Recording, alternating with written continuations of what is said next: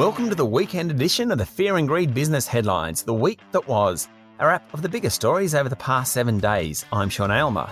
It was a week of politics, vaccine debate, economics and the environment. It was a very big week for the Prime Minister, Scott Morrison.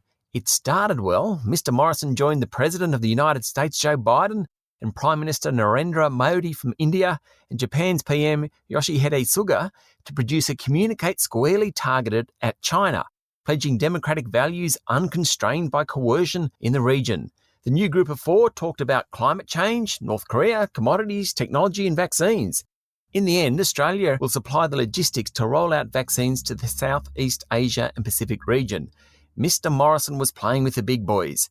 At the same time, the PM's former finance minister, Matthias Cormann, unexpectedly won the bid to become the boss of the OECD, policy-making organisation of 37 rich countries. It's the first time an Australian has gotten the job and was quite a coup for Mr. Cormann and for Mr. Morrison and for Australia. But alas, things started going downhill for the PM. On Monday, March for Justice rallies were held across the country, calling for justice, safety and equality for women.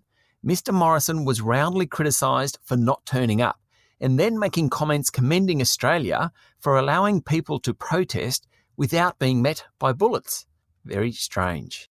Then one of the centrepieces of the government's economic reform packages, industrial relations, collapsed. Since the middle of last year, unions, business groups and the government have been working together to overhaul industrial relations. The omnibus bill that emerged was opposed by Labor and the Greens.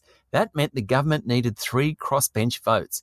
It got 2 from One Nation, and that's it. Eventually, the legislation passed, and the main change was that casuals who have worked in a business for 12 months will now have to be offered full-time employment. But that was about the only change that got through. It was a significant defeat for the PM. On the coronavirus front, Europe continued to squabble about supplies of vaccines, threatening to cut exports. The US's rollout is going well, really well. More than 100 million people have received at least one shot of a vaccine. In Australia, the story isn't quite so rosy. The government's online booking program was swamped when it opened this week. GPs complained that they were getting too many phone calls about a vaccine jab. New South Wales Premier Gladys Berejiklian said the rollout wouldn't reach its target, and still the number of people who have received a vaccine is too low.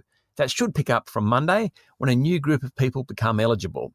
While all that was going on, 17 countries halted the use of the AstraZeneca jab, citing claims that it might lead to blood clotting. By the end of the week, the European Union regulator, the World Health Organization, and local authorities all said it was safe to use. There were 2 community-transmitted cases of coronavirus last week, one in Queensland and one in New South Wales.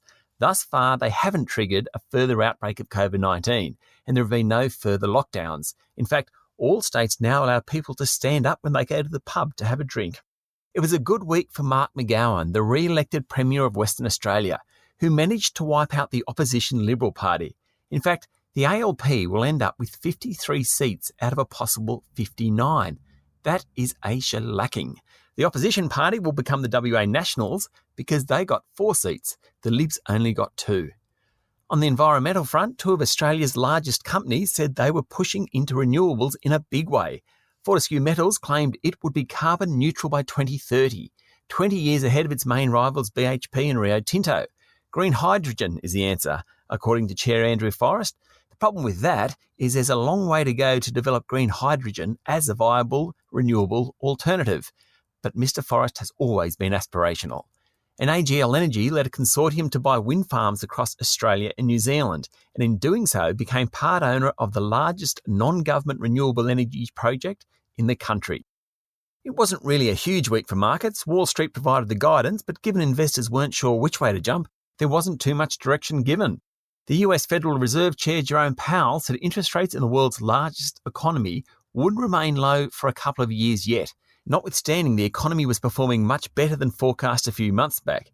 That sent bond yields higher.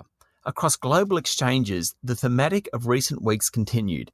Cyclical stocks that perform best when the economy is picking up are in demand, whereas pandemic-related stocks, such as tech companies, are out of favour. Locally, the trend was the same, and the rise in recent weeks has been widespread. In fact, the S&P/ASX Small Ordinaries Index has risen by nearly 3% since the beginning of February, outperforming the top 100 and the top 200 indices. Gold prices jumped in the middle of the week, and Bitcoin went up, and then down, and then up again, as it is wont to do. There was a bit of action in oil prices, though. They tumbled on the back of news that the US had large stockpiles of the stuff. Hopefully that will mean lower petrol prices for all of us.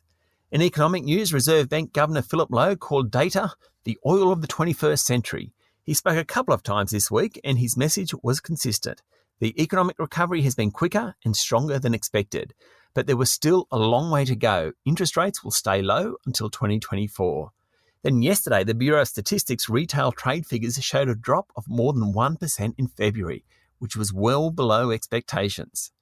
Corporate news was a little scant this week. Retailers said things were still going strongly because people can't travel overseas and are spending their money at home in shops. Corporate Travel Management's boss sold 1.5 million shares in his company, raising about $30 million.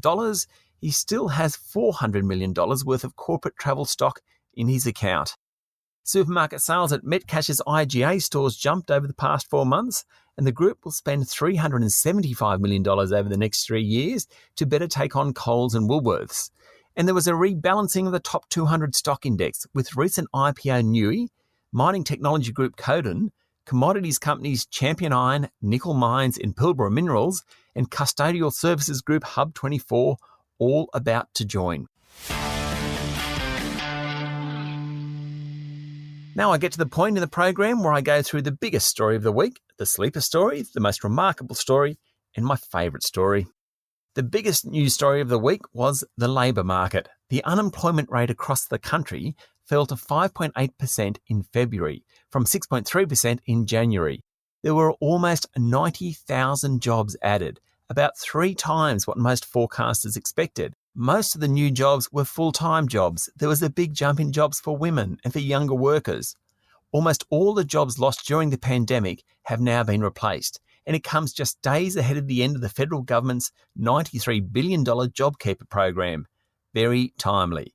The question now is whether the ending of the program will trigger a slump in the labour market. If it doesn't, the Reserve Bank and governments around the country will be under pressure to not be so generous with interest rates and handouts. The sleeper story of the week was about housing. Given how much we talk about property, there's seldom anything sleepy about that sector. This week started the same way. Auction results were strong and prices jumped. Low interest rates and government stimulus have underpinned a surge in the housing market, notwithstanding the economy has just been through its first recession in 30 years. Prices are at or near records in Sydney, Brisbane, Adelaide and Hobart. The sleeping part of the story is that homes are becoming less affordable, and there's a growing number of people who are taking on so much debt. 17% of borrowers now owe more than 6 times their annual income. Eventually, people have to pay back their mortgages, and interest rates will rise. That's inevitable. Regulators are aware of it. I just hope home borrowers are too. It's a funny week because many stories could have won the most remarkable story category. In the end, it was a tie between a bunch of them. There was a story about the Australian share market being the highest returning bourse among developed nations since 1900. Dividends and a strong Aussie dollar explain much of the success. The ASX has provided an annual return of 6.6% on average since 1900. Next best was Wall Street, which provided a 6.5% return. Then there was a story about a huge surge in people holding dollar notes, mostly 50s and 100s, during the pandemic. It didn't make sense to me because I've become cashless since COVID-19, but apparently in times of recession, people hoard physical dollars. And finally this week, there was a story about Australia posting its first quarterly drop in population since 1916. They're all pretty remarkable stories to me. My favourite story was the one about Commonwealth Bank taking on Afterpay. This wasn't so much David and Goliath as much as Goliath and David.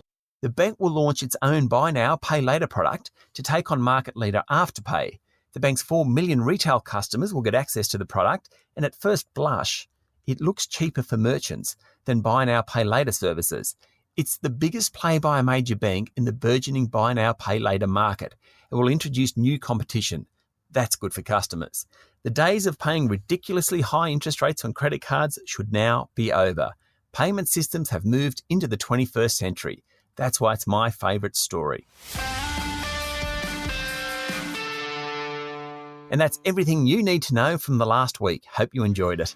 I'm Sean Aylmer. I'll be back on Monday morning with the Fear and Greed business headlines. I look forward to your company then.